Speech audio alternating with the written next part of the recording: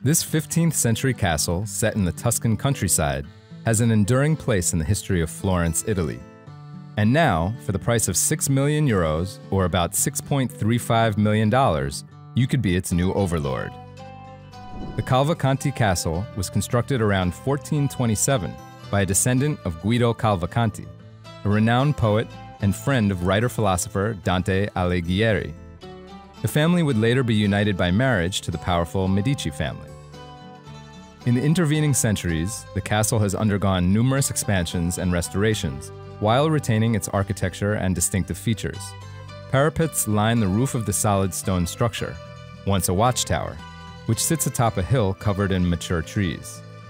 The extensive grounds and Italian-style garden were designed around 1860 by then-owner Baron Adolfo Levi, who subsequently commissioned the restoration of the castle itself.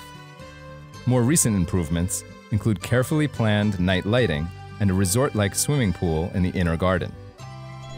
The more than 26,000 square feet of interior space, spanning 3 floors and a basement, includes lavish architectural details such as decorative groin-vaulted ceilings, archways, and frescoed halls.